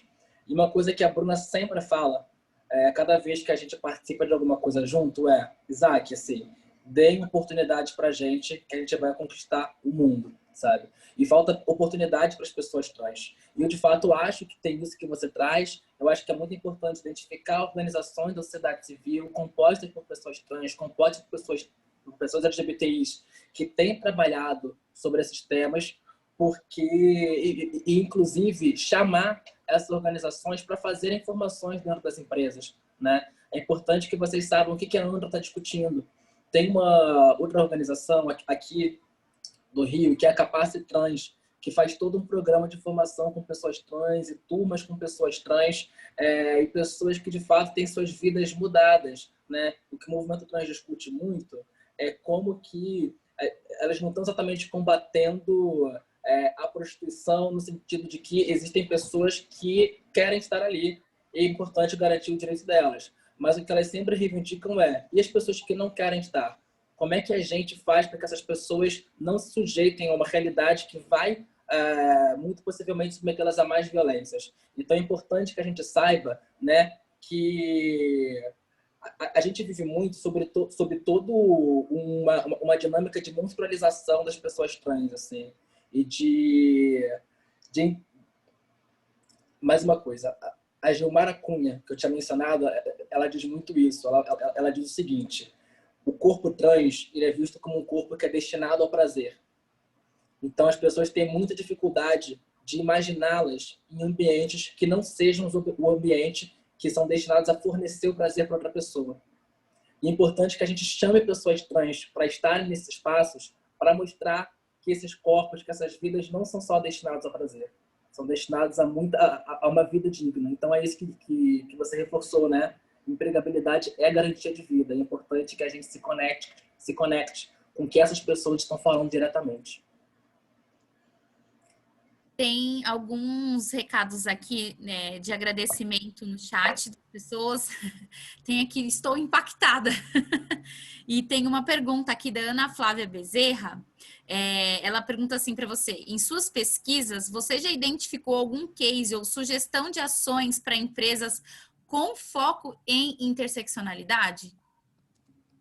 Você quer Posso, fazer as duas? posso complementar essa pergunta? Pode. Isaac do céu, o trabalho é tão bom. Por que na hora das recomendações não tem recomendação para o mercado de trabalho? Como você fez agora, você está falando aqui com empresas que estão engajadas nisso, né? A nossa vivência não é que é boa, não. Nós não temos uma vivência tão boa assim. Mas é legal, assim, ter uma turma aqui que já tem o que dizer, muitas pessoas trans contratadas, essa coisa toda. Mas a nossa tarefa como fórum, e aí a gente pega um trabalho desse tão bacana, é conseguir influenciar o mercado de trabalho. Porque nas recomendações, que tem um monte de recomendações para um monte de organizações, e aí não está, que é o último capítulo fala do mercado de trabalho, e na hora das recomendações tirou. Por quê? Eu vi que tem outra pergunta. A gente faz agora também, para serem as três de uma vez só? Sim, Acho que elas podemos, são complementares, né? acho que podemos juntar. É da Ana Flávia aqui. Quais são as ferramentas que podemos usar dentro das discussões diárias, por exemplo? Fazer o recorte de interseccionalidade dentro dos outros tópicos é suficiente? Tá, peraí. Eu vou começar por essa última.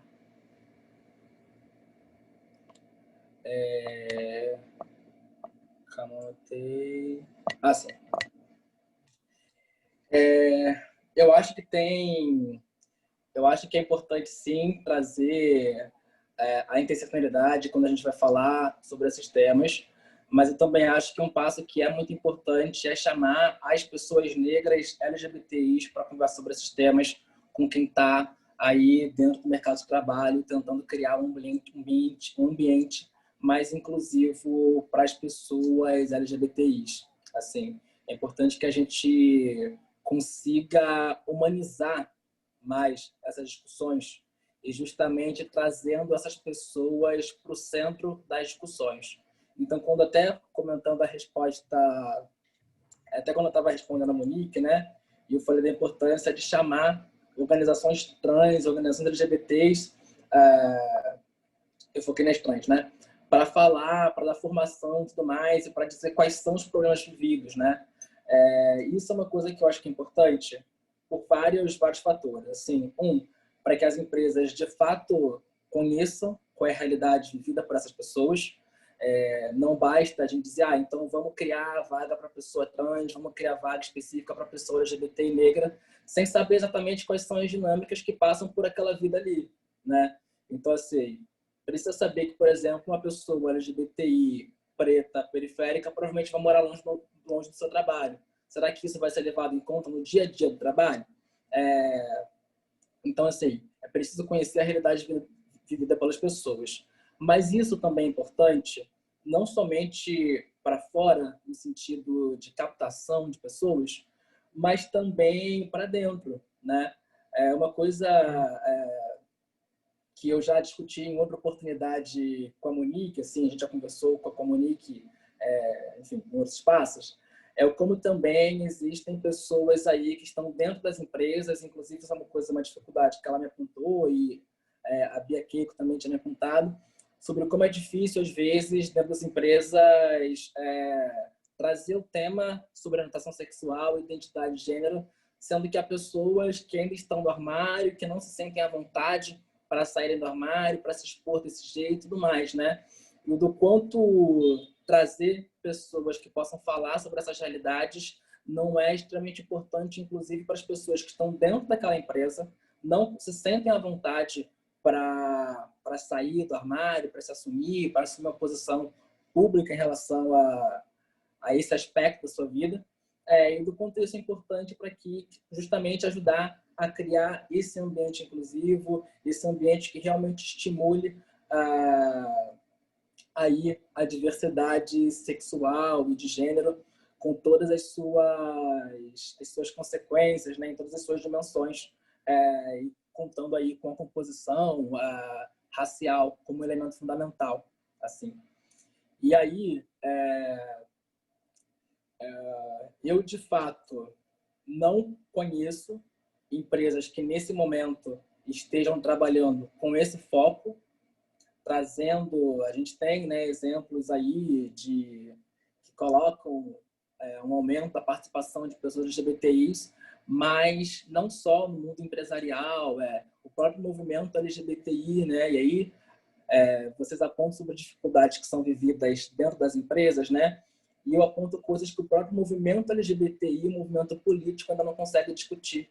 Então, dentro do movimento LGBTI, já é muito difícil conseguir falar sobre pessoas LGBT negras para além do e é pior se a pessoa for negra.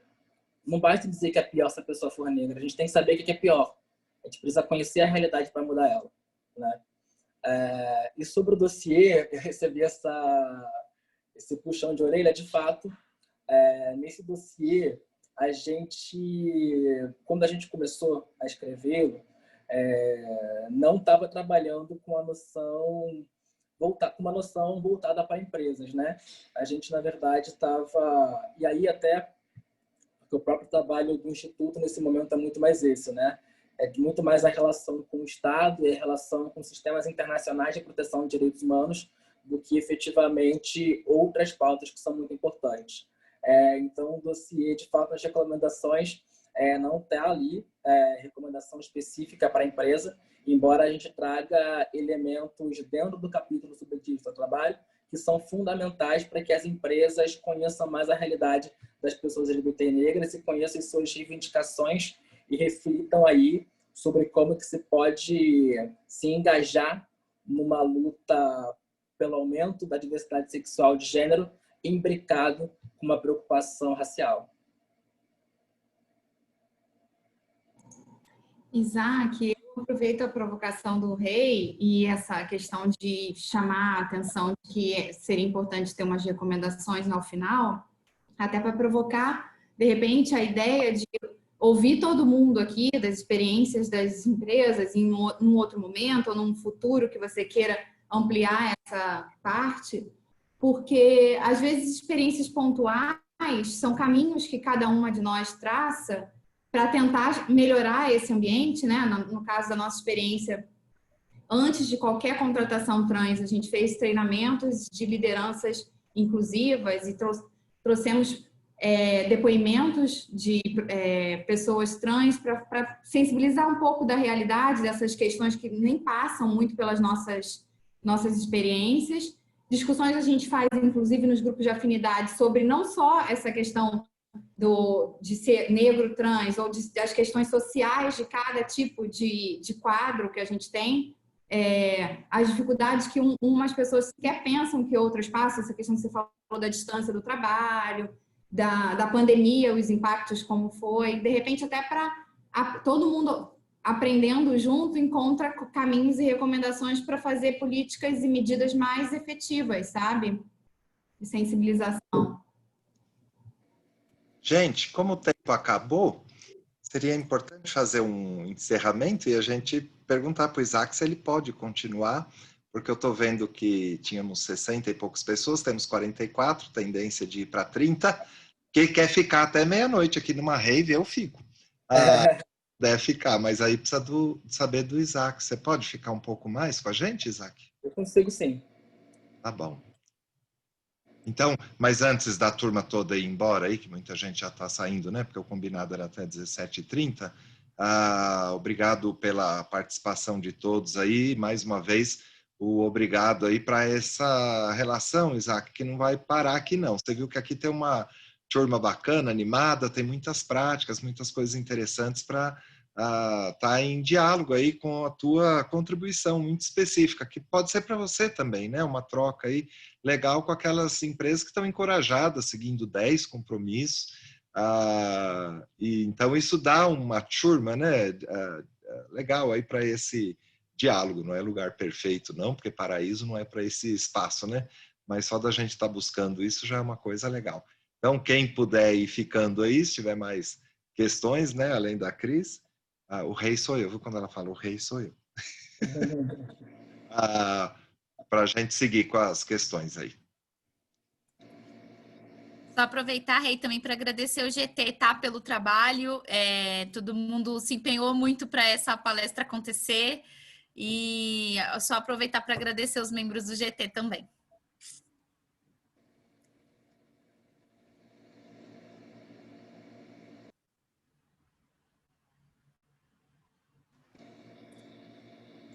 Pode falar, Isaac. Tem mais alguma pergunta que eu não tenha visto?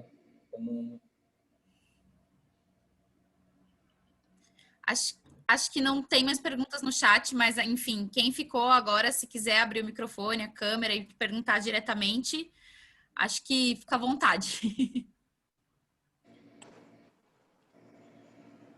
Oi, gente, tudo bem? Gustavo da Shell aqui. Eu tinha colocado uma pergunta no chat, mas acabou subindo. Eu me peguei muito pensando na hora que você estava falando sobre racismo estrutural, sobre os diferentes conceitos. Tipo, eu tinha na minha cabeça uma sensação de que todo mundo já entendia que racismo era uma coisa que não era individual. E aí parece que acendeu uma luz, assim, como quem diz, tá, agora eu entendo por que as pessoas têm tanta resistência à mudança. Porque elas partem de uma visão que o problema do racismo ou da LGBTfobia está centralizado num ser ou no outro, e não na sociedade, né, embutido na maneira como a gente opera. E aí a pergunta que eu tinha colocado existe alguma maneira que você vê como efetiva a gente conseguir trazer esse pessoal de uma visão individualista para uma visão estrutural para que a gente possa ter uma conversa melhor? Eu não sei se eu consigo te dar uma resposta muito por A mais B, assim, mas eu consigo comentar um pouco e conversar. Uma coisa que eu acho bastante também, complementando o que você disse, é porque eu vejo muito, quando várias pessoas vão discutir racismo estrutural, né, vão entender, então racismo estrutural, estrutura tudo, ok. Só que, geralmente, quando a gente fala sobre racismo estrutural e mostra ali concepção individual, concepção institucional e estrutural, as pessoas começam a entender que a gente está falando, na verdade, de tipos de racismo diferentes, assim. A gente não está falando de tipo de racismo diferente, como se você, ora, praticasse um racismo institucional, ora praticasse um racismo individual e ora praticasse um racismo estrutural. Assim, tanto que eu lembro que depois da entrevista do Silvio Almeida no Roda Viva, saíram reportagens dizendo Vera Magalhães acusada de racismo estrutural.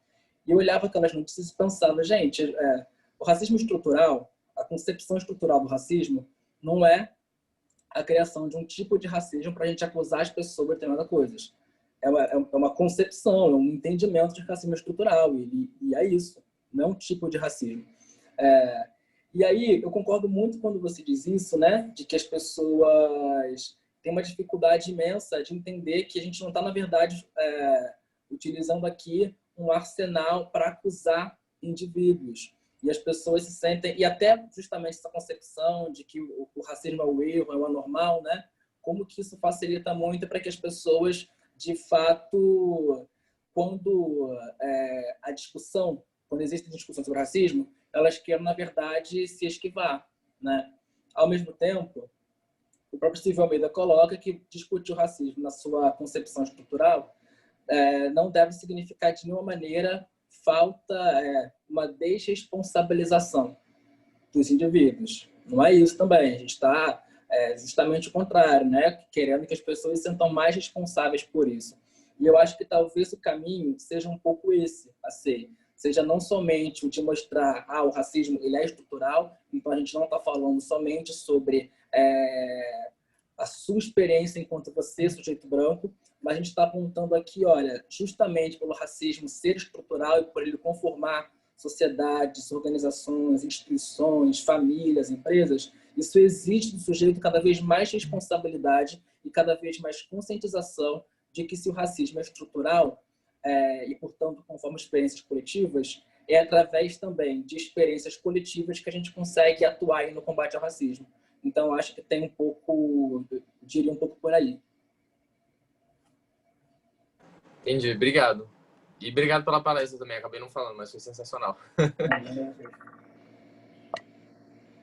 Tem uma pergunta da Beatriz aqui, Ferreira, não sei se ela quer fazer. Acho que tem uma explicaçãozinha aqui, se você quiser abrir o microfone e a câmera e perguntar. Eu não sei se vocês me escutam. Eu não sei onde ligar. Aqui, minha câmera. Acho que eu consegui. Olá, tudo bom?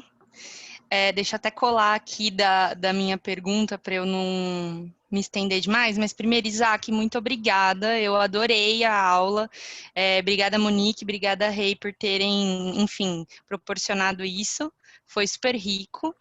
E a minha pergunta, vocês até começaram já a falar um pouco sobre isso, ela vem bastante de como construir segurança. Então, hoje dentro da empresa a gente está nos primórdios de um grupo de afinidade, a gente está se construindo para trazer um ambiente mais seguro e um dos nossos maiores medos é empurrar as pessoas para fora do armário. Tipo, sai, vai, você é sim, vai sim. E quando eu, enfim, converso com pessoas negras do movimento negro que também existe na mesma empresa, a gente entende que, por exemplo, ser negro não é algo que existe dentro de um armário. Isso te define do momento em que você chega em um lugar. Então, talvez tentar entender um pouco de como construir a segurança para que as pessoas que estão dentro dessa interseccionalidade consigam vir até nós, consigam se sentir seguras parte desse grupo, para que as discussões fiquem mais ricas pela presença delas. Uhum. Obrigado pela pergunta. Eu concordo muito com várias coisas que você disse, mas tem uma coisinha que eu acho que acho que existe um porém. Assim, quando você falou que para a negritude não existe um armário, de fato não existe. Inclusive, é isso, as pessoas vão ser percebidas enquanto negras. Só que no Brasil ocorre um fenômeno muito interessante, e agora não vou conseguir me lembrar dos números exatos, mas quando a gente olha para os dados que o IBGE traz, na PNAD, que agora não vou lembrar exatamente a sigla. Mas, enfim, o IBGE todos os anos ele lança alguns dados colocando aí a composição racial no Brasil. E existe um fenômeno muito grande de aumento de pessoas que passaram a se enxergar enquanto negras. De um aumento de pessoas que passaram a se declarar negras, melhor dizendo. E aí o movimento negro tem discutido bastante também sobre como que isso não necessariamente, não exatamente passaram a ser mais pessoas negras na nossa sociedade, no Brasil, e a partir disso os dados começaram a aumentar. Não, o que o movimento tem discutido muito é que como não tem existido todo um movimento de valorização da cultura negra e de fortalecimento do movimento negro, que tem valorizado inclusive a estética negra, e a partir disso muitas pessoas que não se reconheciam enquanto negras passaram a se reconhecer. Eu nem sempre me reconheci enquanto negro. Existiram períodos da minha vida em que eu ficava em dúvida, gente, será que eu sou negro mesmo? Eu realmente não sei, e ficava em dúvida. Apesar das minhas dúvidas, quando eu chegava na minha entrevista de estágio, ficava muito nítido que existia alguma diferença entre aquelas pessoas e eu. Então, acho que existe esse porém, assim. Então, e esse porém me indica que essa questão da valorização da identidade negra e que permitiu que mais pessoas se identificassem enquanto negras, também tem muito a dizer para as pessoas que sabem que são LGBTs, mas que nesse momento não conseguem sair do armário, né? E, inclusive, enquanto você falava, eu ficava pensando, me lembrava muito das minhas experiências, assim, quando eu estava no armário, participava de lugares em que as pessoas ficavam nessa atitude de quase cobrar que eu saísse do armário, e o quanto isso gerava para mim, na verdade, muito mais aflição do que efetivamente eu me sentia à vontade para sair. Eu conheci a Monique e a Bia, né, na PUC, no curso sobre Compliance e Diversidade, que eu assumi o módulo LGBTI. E na última aula, a gente fez uma dinâmica, que é uma dinâmica proposta pela ONU, não sei se vocês já tiveram contato, mas que, eu não vou dizer toda a dinâmica aqui, tá? Mas que fala a experiência de um homem que estava no armário e que tudo isso gerava uma grande aflição na vida dele. E aí ele vai para a sede da empresa em Londres e quando ele chega lá, ele vê que, diferentemente da empresa, da filial aqui, que tinha comentários LGBTfóbicos, tudo isso, lá ele chegou e tinha um panfleto sobre valorização do LGBTI. Um panfleto assim. Ele já via, nossa, que diferente, esse lugar aqui é diferente. E aí a dinâmica vai dizendo várias coisas, porque o presidente da empresa fez um posicionamento público defendendo isso. Existia uma conduta de ética dentro daquela empresa que reforçava ali compromissos contra a discriminação LGBTfóbica e de valorização daquelas realidades.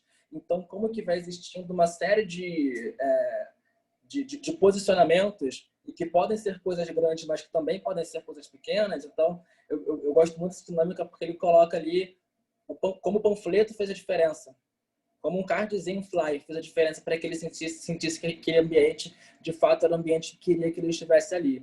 Então, de fato, eu não acho que a gente que vocês que estão dentro das empresas devam fazer aí uma campanha individual com cada pessoa que está no armário e falar, sai, eu sei que você é óbvio que não é isso, mas eu realmente acho que quando a gente cria um ambiente que coloca aí posicionamentos públicos, né, de compromisso com isso, a gente vai começando a mudar, né? E aí é importante que você considere muito o como que é muito difícil. A experiência de sair do armário pode ser muito traumática para as pessoas. É uma experiência geralmente traumática. Por mais que depois você veja que as coisas ficam bem, a experiência de ser uma experiência traumática. Então, muitas vezes, a gente vai fazer uma grande coisa, vai fazer toda uma palestra, um evento enorme, e ainda assim isso pode não significar que aquela pessoa vai sentir a vontade para sair do armário, mas tenha certeza que aquilo ali gerou uma contribuição, gerou um ponto de interrogação, gerou ali pelo menos uma vontade, e que não vai ser uma única atitude que é o que vai determinar que aquela pessoa sai do armário. Existem diversas coisas, né? Assim, então, um processo que eu sei que é lento, e que geralmente, inclusive, para a profissional que está aí gastando muita energia com a criação desses espaços, pode ser, às vezes, frustrante você perceber que aquela pessoa não saiu, mas ainda assim tenho certeza de que são posicionamentos que são muito importantes e que, por mais que talvez não seja você a pessoa que vai ver aquele fruto, pode ser que a pessoa vá para um outro trabalho, só ali consiga, mas aquilo ali, eu vejo muito na minha experiência que aquelas pessoas que estavam tentando fazer o processo do armário, as minhas outras experiências de trabalho, também tiveram aí participação fundamental para que depois eu conseguisse fazer isso. Então, eu acho que é um pouco por aí. Muito obrigada, perfeito. Fiz algumas anotações aqui do que você me disse, obrigada mesmo. Para você.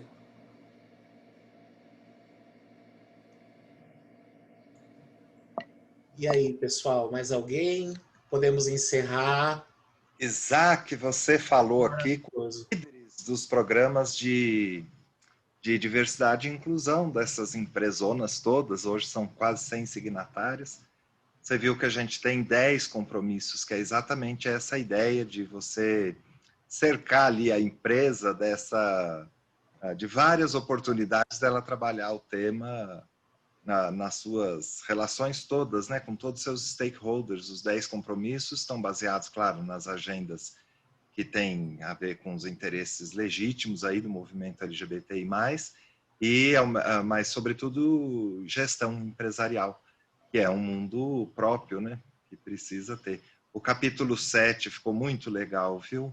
E é a mesma questão que a gente tem passado, né, a questão dos dados. A gente precisa ter os dados de pessoas LGBTI+, e a gente não tem autorização para perguntar sobre isso, né, pelo Estado.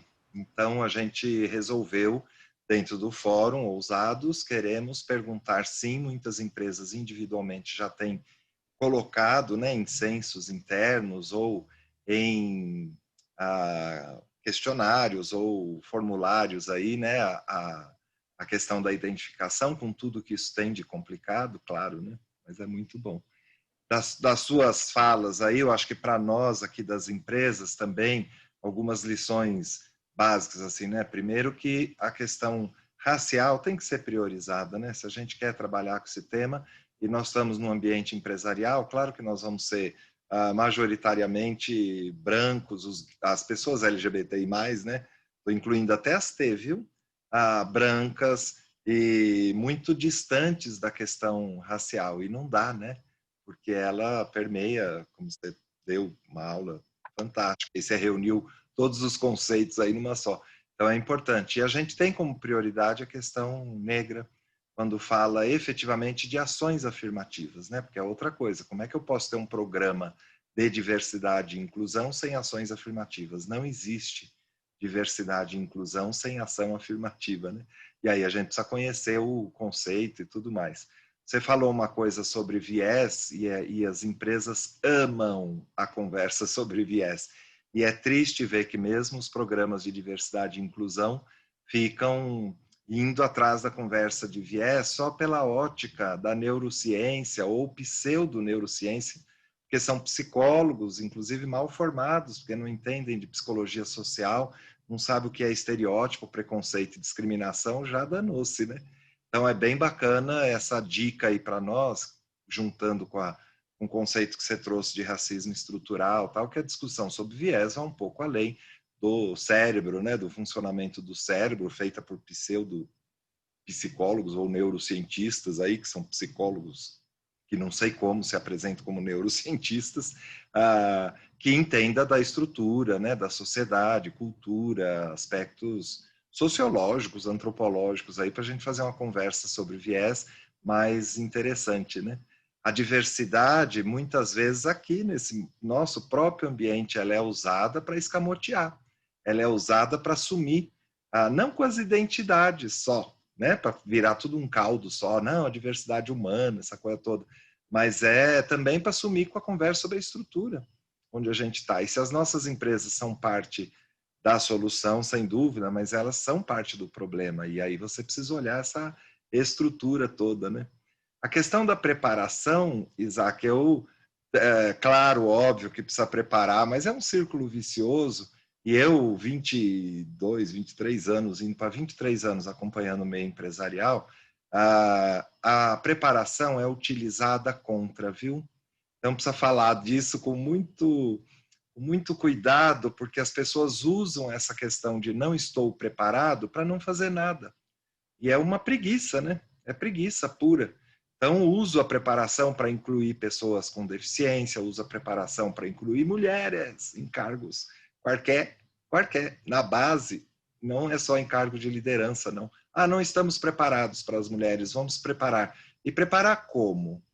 Você deu as dicas aí, traga pessoas, ouça as pessoas, converse com o movimento social, entenda o contexto, a conjuntura e tal, mas é um alerta aí para a questão da preparação para ela não servir como diversidade, né, que pode ser utilizada para assumir com as conversas todas, e a preparação também, às vezes, né? Então, a preparação de quem, para quê, do que, né, que a gente está falando, precisa olhar para a gente não ser irresponsável. As experiências, volto a te dizer, assim, as experiências das empresas que estão mais estruturadas, elas servem de referência. Essa é a nossa tarefa como fórum, criar referências para isso. Então, não é uma empresa qualquer que vai atrás lá do transemprego e que quer só contratar o transemprego, toma o maior cuidado para isso não acontecer, prepara as empresas e tal. Então, essas empresas do oba-oba, né, que vão atrás, que querem contratar pessoas trans, não estão nem aí para nada, né? É claro que ninguém vai ficar lá, não é só a pessoa trans, não. Qualquer pessoa com alguma sensibilidade fica lá, né? E, então, vale a pena a gente pegar essas dicas suas aí e aplicar. E essa questão que você traz, e você mesmo aqui significa muito isso, hoje você veio graciosamente, tomara que as empresas que estão aqui te convidem aí, remunerem, né, esse teu trabalho, porque você tem muito a contribuir, uma das vozes qualificadas aí, importantes para a gente trazer para os nossos eventos e remunerar. E um jeito da gente fazer as coisas andarem nessa visão que você trouxe é exatamente convidar profissionais negros para os nossos eventos, né, para as nossas questões.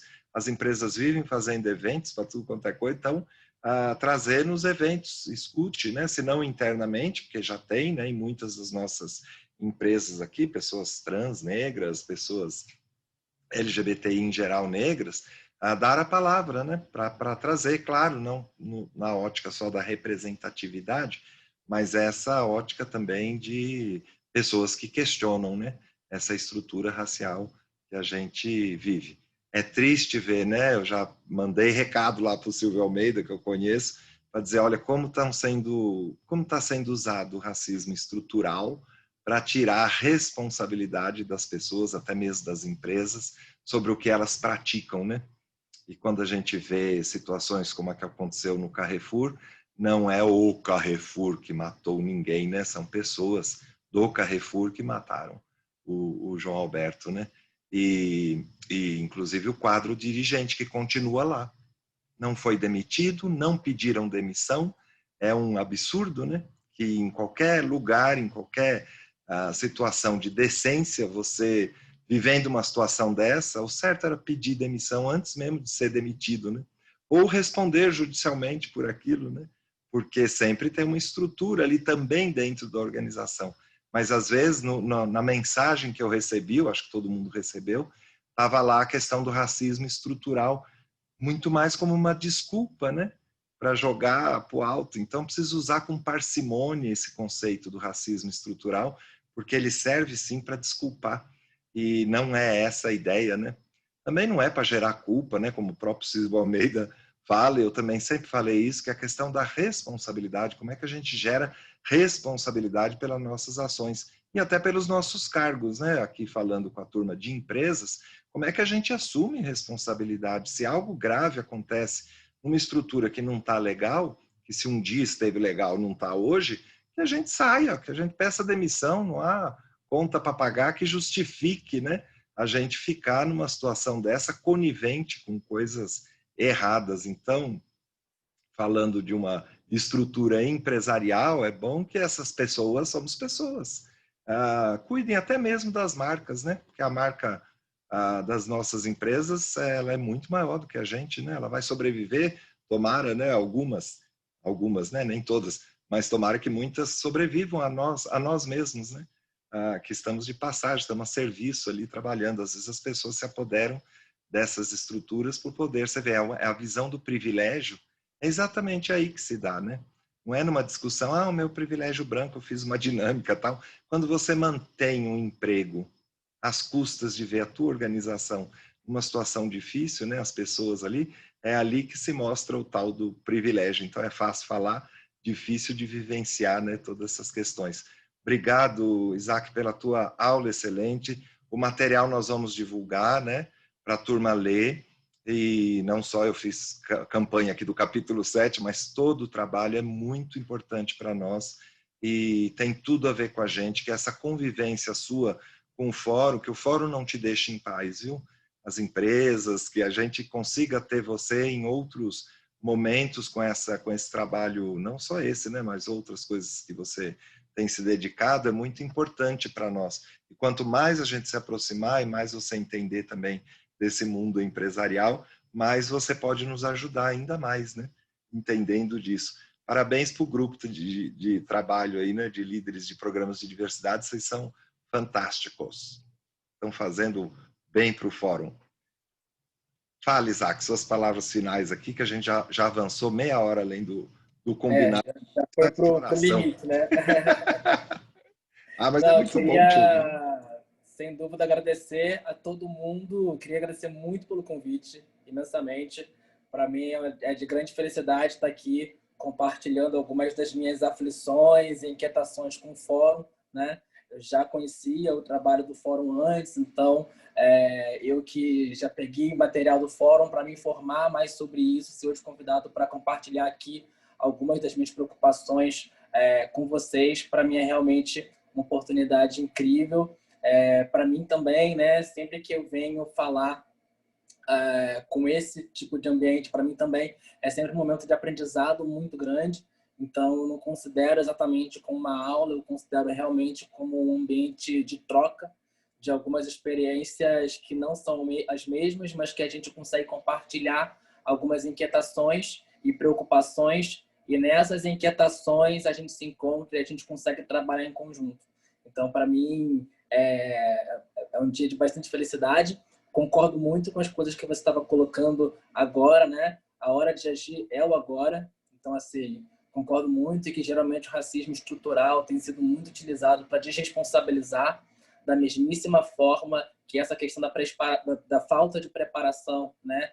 O nosso ambiente ainda não está preparado, também é usado como desresponsabilização, como desculpa. E é importante que a gente compreenda, justamente quando a gente vem aqui falar sobre racismo estrutural, sobre LGBTfobia estrutural, falar que é importante racializar as discussões LGBTI, a gente não está querendo ficar só conversando, a gente não quer sequer só denunciar determinada coisa. A denúncia, ela é muito um instrumento de mudança, né? Então, é importante que a gente, na verdade, compreenda que falar sobre racismo é chamar para a responsabilidade, é chamar para o centro da roda. Então, muito obrigado a todo mundo e espero muito também que vocês encham o saco mesmo. Espero encontrar vocês ainda em outras oportunidades.